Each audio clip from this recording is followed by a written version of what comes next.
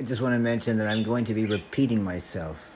I've done a bunch of short clips, and I've repeated myself on purpose because it seems like we need to repeat ourselves and repeat the important points.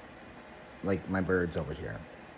They're just putting exclamation mark. So it's on purpose. So I can't help but notice these evangelical Christians on the corner of Douglas and Fort in front of the bank, off and on for the last few months. First came the youngest one, cosplaying some evangelical,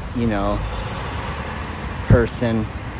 And all I had to do was say, stop genocide. Would Jesus stop genocide? And they couldn't answer. That's a clear, clear issue right there. So anyways, last couple times I went down Douglas, I noticed there Saturday that the police totally swept Douglas. Like totally swept it. And there was one guy preaching away with his Bible with a beard now. Older guy. Not older, like, maybe in his 30s with a beard, looking kind of mega if you ask me. But anyways, with his Bible in his hand, pacing back and forth. And I just yelled, stop genocide. What would Jesus do? He would stop genocide. Had a lot of thumbs up around me, but the guy couldn't answer. I went around the block twice just to remind him about what would Jesus do. And let's remember something here, okay? Jesus resisted occupation. And if anybody wants to argue with me about that, go ahead and try. But he resisted the occupation of the Romans. Do you remember that? And he tossed tables of people who, traded money in the place where we're supposed to worship together.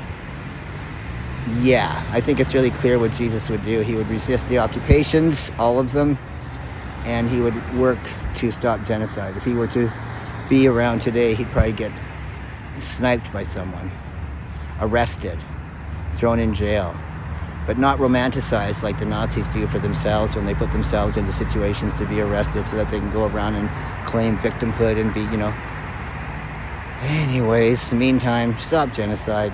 Jesus resisted occupation. It's quite simple.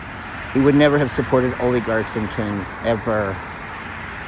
Just remember, Jesus resisted occupation. Never would have supported oligarchs and kings. The fact that Jesus resisted occupation, okay? So I've noticed on Douglas, in front of the Coast Capitol on Fort and Douglas, a bunch of evangelical Christians. I'm gonna risk calling them far-right Christians, Christian right, and possibly Christian Christo-fascists. Maybe they don't know they're Christo-fascists, but they sure sound like it. But I've noticed them on the corner of Douglas and Blanchard, and engaged with the first one, young, white. All of them are white. The youngest one is the first one who started out, and they just couldn't answer my questions about stopping genocide. And Jesus would stop genocide. Jesus would stop genocide. He will. Oh my gosh. Not now. It's not time. Yeah, right, Zionists. But really, come on. Christian Zionists, they're just kind of confused. Jesus resisted occupation. Like, how are they dealing with that fact? The Christian Zionists. I don't understand, because, yeah. And Jesus looked pretty Palestinian. And the blood of the people on that land we have already, found out. But anyways, I shouldn't get into those kinds of nuts and bolts. For me, it's more important about the fact that Jesus would stop genocide. He would do everything he could in his power to stop genocide. And as a matter of fact, he died to stop genocide. Right? So last Saturday I noticed that the police totally swept Douglas. Not a poor person there. Not an unhoused person there. Unbelievable. Like, wow. Really big sweep. Oppression. Wow. The police state here is just bad, okay? They push everyone to an area and then they just sweep the area. It's like a make-work project. But anyways, who's on the block there on the corner?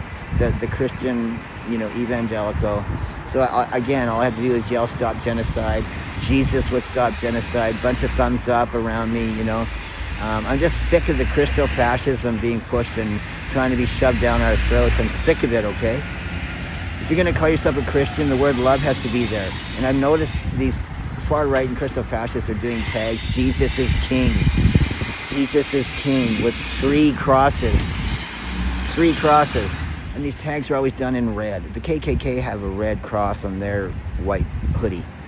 Some of them anyway. Some of them have a blue cross. But some of them have the red cross. And we're seeing those tags here in Victoria. 3 crosses beside each other. Jesus is king. Christ is king. Wow. Jesus resisted occupation. Let's remember that.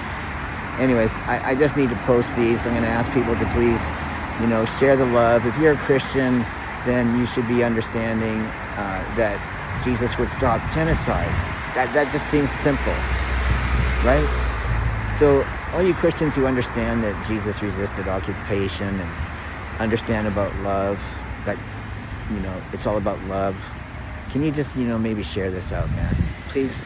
That'd be awesome. I really appreciate it. And one of the things I've noticed that I'll make a short point about, head injuries, they're so much fun, is I've noticed more of the Christian right and Christo fascists out there on the corners, and I've noticed way less of us out there rallying like we used to. So just remember, people, that's what we do. We're in the public. We get out there in the streets. We rally. We let people know what we think. We get on a mic and we say it. We invite other people on the mic. We have that kind of that's what the Christian rights and all of this, they're taking our playbook. And the only people I see out there all the time right now is the Palestinian movement. And very rare do I see the rest of us. So yeah, let's get out there, do your thing. All you need is one other person to come out with you. These Christian evangelicals know that. They're just one. They go in the corner and they're just getting all kinds of support for being out there. And that's where the money's at, right? But I'm not about where the money's at.